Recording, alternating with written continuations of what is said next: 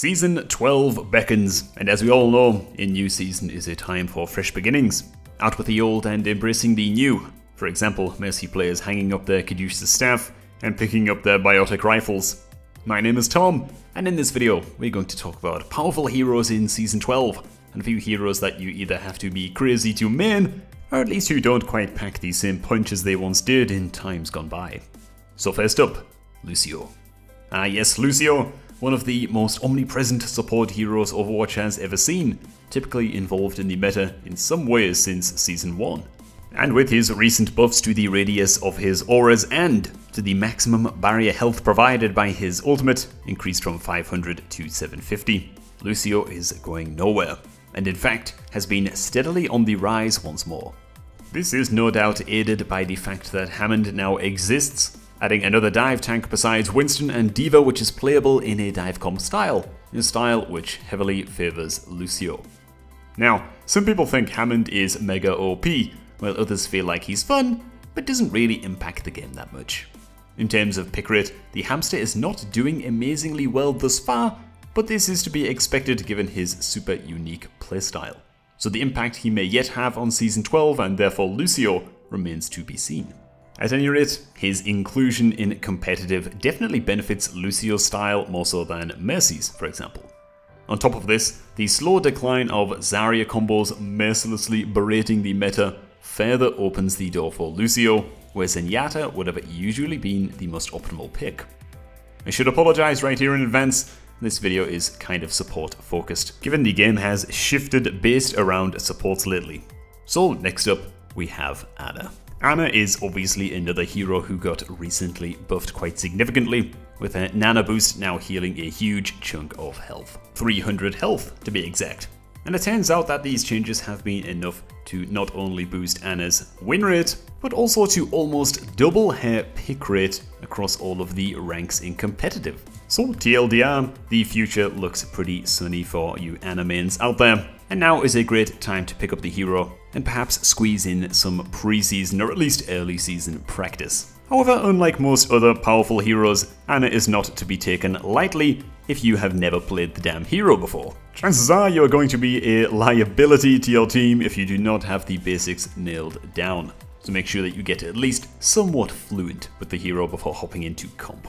Next up, we have dive heroes in general. And this is mostly thanks to, again, the steady rise of Lucio. Lately, we've begun to see more Winston, and as a result, more D.Va. And this is no coincidence. While dive is not making a full swing comeback, it's definitely creeping its way back into the game a little more. Now, obviously things aren't going out of control, Brigitte still exists, and until she is severely nerfed or reworked or otherwise removed from the game, then I dare say that we will never quite see dive make a full comeback ever again. So this one is mostly speculation.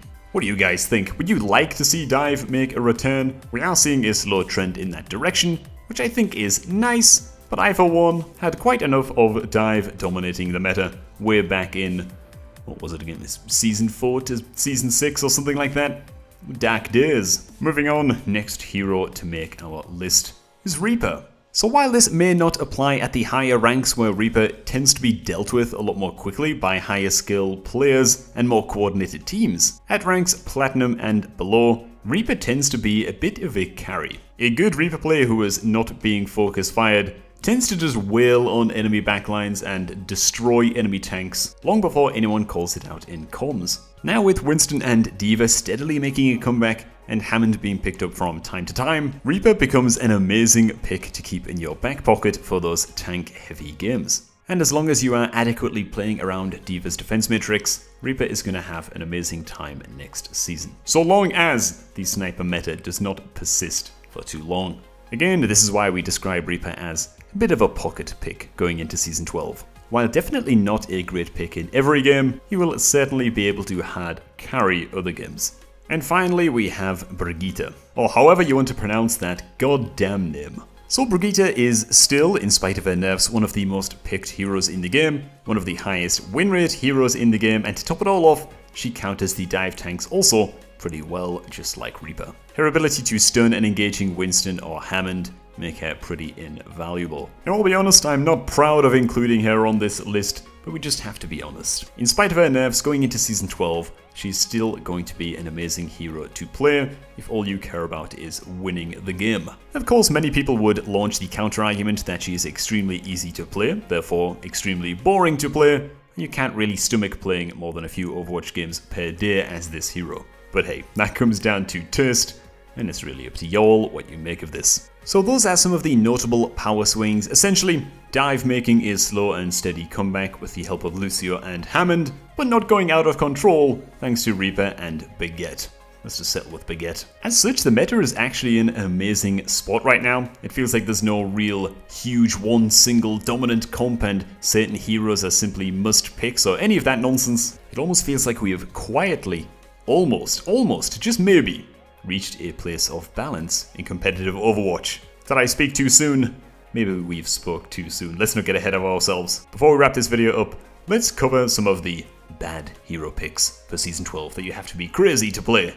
Well, not really. Every hero is obviously powerful in their own right, though some have been on the downward trend in terms of win rate and pick rate. So let's cover those real quick. Starting with Torbjorn. Now I'm starting with Torbjorn because he's a bit of a unique one in this list. Obviously his win rate hasn't declined in any way. The only reason we would not suggest picking up Torbjorn right now and maining this ungodly hero in Season 12 is that he has a huge rework pending. We have no idea what this rework is going to entail, which abilities are going to be changed in the final analysis. As such, learning to play this hero optimally, if such a thing can in fact be done, is going to be a little bit of a waste of time. It's kind of like trying to build a beautiful sandcastle while in the distance you can see a tsunami approaching. Just straight up doesn't make a lot of sense. So, no Torbjorn for Season 12. Next up we have Mercy. So Mercy was recently nerfed, her heals per second reduced from 60 to 50 from her Caduceus staff, and it seems like this was enough to almost half Mercy's pick rate and slightly lower her win rate. She's not played so much now in the pro scene, and in terms of competitive meta, Mercy struggles to find a home in the triple tank or triple support comps. She can work in both of them, though tends to be outshone by her support brethren. Now this isn't to say that Mercy does not have a place in the game anymore. She's still extremely powerful when combined with Pharah, and her Resurrect is still a ridiculously awesomely overpowered ability. So by all means, if you want to stick to Mercy, because Mercy main, by the way, go ahead and stick with Mercy. Though we're just saying that if you want to switch support in Season 12, it's a great time to do so. And finally we have Zarya, whose Graviton Surge ultimate now has a minuscule atom-sized radius. Bit of an exaggeration, it got nerfed a little bit, and again this seems to have been enough to kind of reduce Zarya's pick rate and win rate. We're seeing a lot less combo play alongside Hanzo, thank Christ. And as such, with Zarya being picked a little bit less, we're also seeing Reinhardt get picked a little bit less too, given that this duo have some pretty legit synergy. Now again, Zarya's Graviton is still probably in the top 3 of most powerful abilities in the game, so it's not like she is a dead hero by any stretch. But to make the claim that she is just as powerful as she has always been would just be false. And so that about does it for our good and bad hero list going into Season 12. Which hero are you looking to pick up at the start of this season? Are you sticking with your main, or are you branching out? I should have probably put this disclaimer right at the start of the video, given that right now we probably have around 10% of the people who started watching the video still watching the video, so hi guys if you're still watching. But I should mention that we are mostly just focusing on spicy heroes in this video.